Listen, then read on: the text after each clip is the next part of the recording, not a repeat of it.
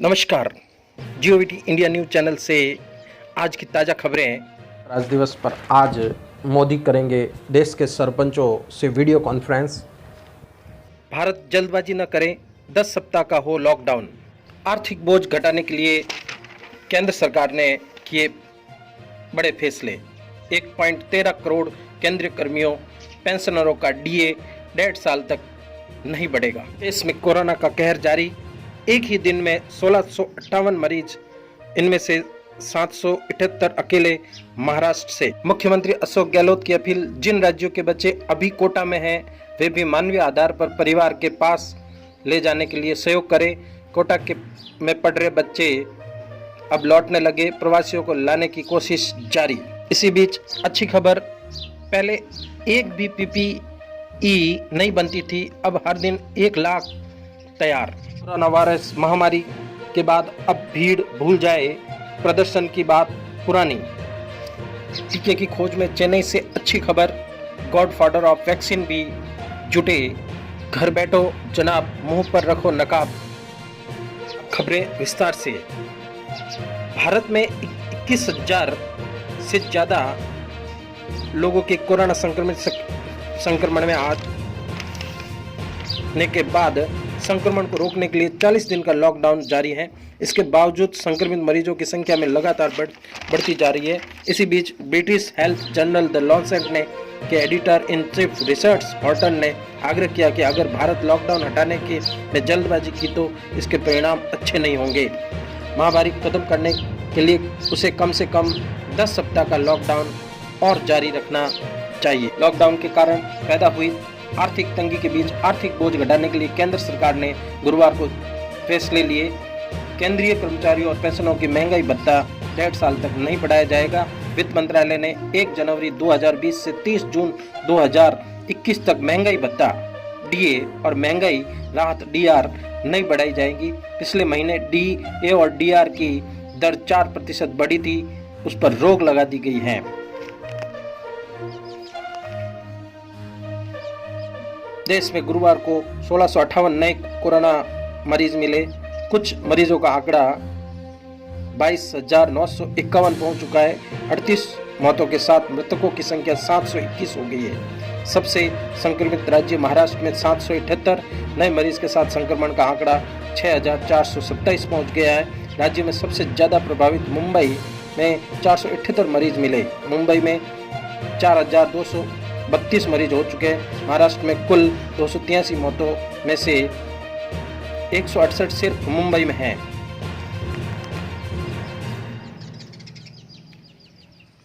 CM Gehlot ने कहा है कि कोटा में पढ़ रहे छात्रों को अपने घरों की लौटने लगे हैं। उन्होंने कहा कि लॉकडाउन के कारण अन्य राज्यों के फंसे प्रवासी राजस्थानी कामगारों, मजदूरों, कोचिंग विद्यार्थियों आदि को सकुशल घर वापसी के लिए लगातार प्रयास कर रहा हूँ।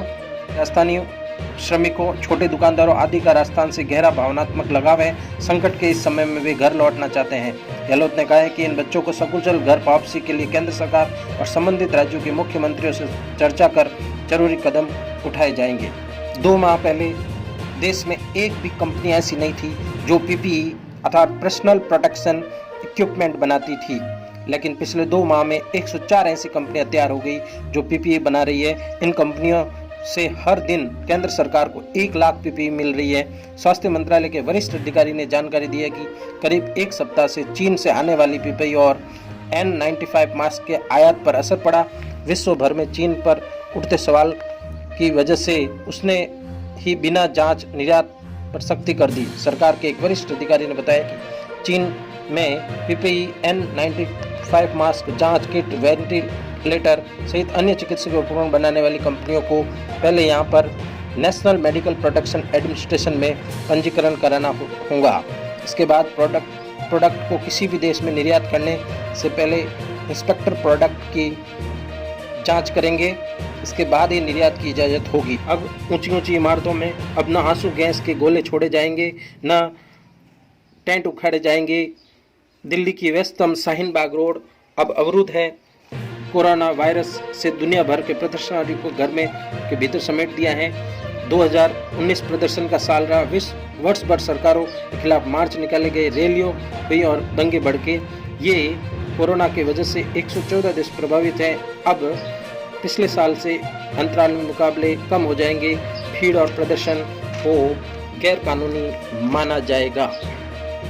कोविड-19 के बचाव के टीके की दिशा में भारतीय वैज्ञानिकों को शुरुआती सफलता मिली। चेन्नई के डॉक्टर MGR मेडिकल यूनिवर्सिटी ने SARS-CoV-2 कोरोना वायरस की वैक्सीन से जुड़ी खोज को लेकर घोषणा की। कुलपति डॉक्टर सुधा सेन ने कहा कि प्रतिरक्षी विभाग, इम्यूनोलॉजी की टीम और वरिष्ठ प्रोफेसरों की पिछले 3 सप्ताह से मेहनत रंग लाई। इस टीम ने संश्लेषित पॉलीपेप्टाइड का पता लगाया है जो वायरस को मानवीय कोशिकाओं में प्रवेश से रोकता है। उधर अमेरिका में रूबेला टीके की खोज करने वाले 87 वर्षीय डॉक्टर स्टैनली प्लॉटकिन भी कोरोना टीका बनाने में फार्मा कंपनियों की मदद कर रहे हैं। गॉडफादर ऑफ वैक्सीन के नाम से विख्यात स्टैनली ने 1964 में रूबेला वैक्सीन विकसित की थी। इस वैक्सीन को अमेरिका में 6 साल पहले फैली रूबेला जर्मन खसरा नियंत्रण का श्रेय जाता है। बाल रोग विशेषज्ञ और वैक्सीनोलॉजिस्ट डॉक्टर स्टैनली अब तक कई जानलेवा बीमारियों के टीकों की खोज और एंथ्रेक्स, पोलियो, रेबीज और रोटा वायरस के टीके पर काम कर चुके हैं।